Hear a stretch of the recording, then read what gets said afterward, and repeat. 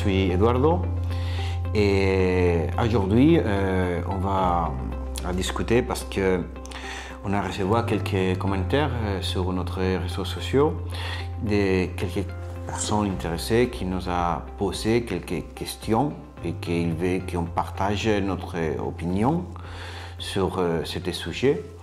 Et j'ai préféré faire sur un vidéo explicatif qu'on peut partager notre point de vue sur cette question. La première question qui nous a demandé, c'est investir pour louer. Est-ce que c'est rentable? Bon. Et ça, c'est une question très intéressante, mais il faut prendre en considération, parce que dans le monde de la location, on peut dire, surtout les résidentiels, on parlait tout le temps d'immobilier résidentiel, et on peut choisir entre location de longue durée et location touristique ou saisonnière ou de vacances. Qu'est-ce que c'est la différence entre les deux?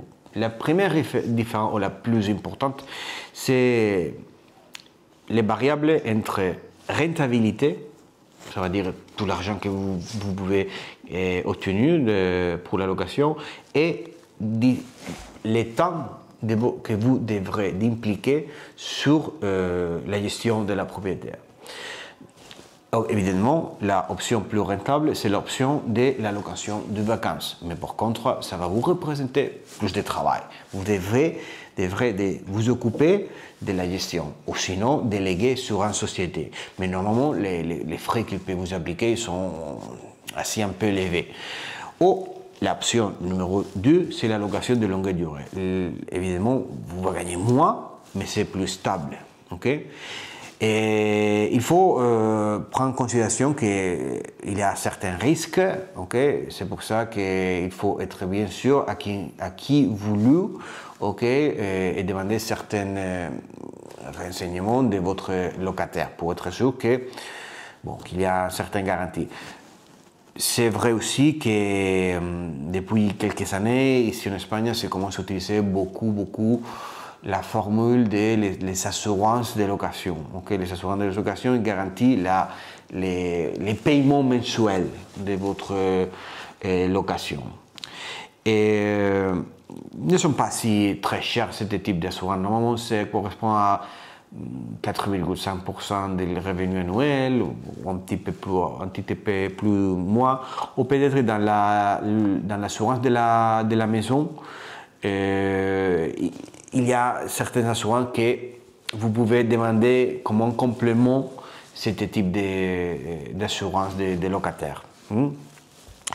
Et si l'option c'est la location du vacances, il y a aussi plus de facteurs à tenir en considération. La première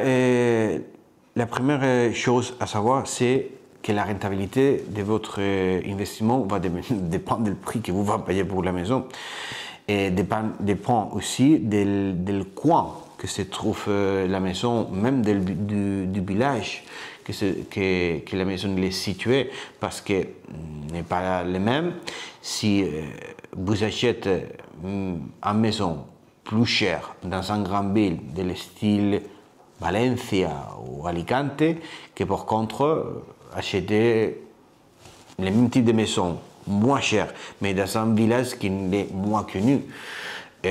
Parce qu'évidemment, la promotion touristique qu'il peut faire en grande ville ou en grande région, c'est évidemment va affecter à la demande des maisons de location de vacances. Donc, c'est assez important. Et après, il faut savoir que de votre côté, comme propriétaire, vous devrez garder un œil sur votre investissement et faire votre propre promotion, ou sinon déléguer dans des sociétés professionnelles pour qu'ils s'occupent de faire cette gestion. Normalement, d'habitude, quand on a des clients qui nous demandent d'investir pour la location, pour être sûr, pour savoir comment ça va fonctionner les marchés où se trouve la maison, et on utilise certaines applications, sont des outils qui permettent d'analyser les données que les principales plateformes de location, Airbnb, Booking. Ça nous permettrait d'analyser coin par coin, village par village, comment ça fonctionne le marché de location, combien c'est le revenu, combien de temps dure la saison, si la demande il est en croissant ou si on demande qu'il est en descente. Donc il y a plusieurs facteurs qu'on analyse, mais on utilise certains outils, pour être précise que nous sommes, on va dire presque sûr que c'est un bon marché pour investir. Mais comme je vous explique avant, il faut tenir en considération que la rentabilité va dépendre surtout du prix que vous va payer pour la maison, mais aussi il y a une variable qui est très importante et qui ne se tient trop en considération, que c'est le style de la maison. Ça veut dire que les maisons actuellement qui sont les mieux sont maisons de style moderne avec des piscines privées. N'est pas, contrairement à ce que tout le monde pense, ne sont pas les maisons à bord de mer première ligne de la place que c'est les mieux ou les plus chers. Non, tout le contraire. Non, parce que on va parler clairement. Aujourd'hui, les gens, qu'est-ce qu'ils cherchent, ou la majorité, qu'est-ce qu'on cherche, c'est, quand nous sommes en vacances, c'est la tranquillité, privacité. Et ça, te le donne en villa indépendante. D'accord? C'est un point. Et ça, on peut vous assurer, selon les données qu'on a obtenues, de toutes les applications de location de vacances. Ça, c'est le type de produit qui fonctionne le mieux. Si on passe pour la location de longue durée, normalement, ça fonctionne dans toutes les villes parce qu'actuellement en Espagne, la demande il est largement supérieure à l'offre. Par question aussi, on doit dire, des législations. La législation en Espagne des locataires il est très protectif. Donc, c'est pour ça qu'il faut prendre attention à qui c'est lui la maison, sur quelles conditions, sont des facteurs très importants à tenir en considération, parce que sinon ça peut devenir une très mauvaise affaire.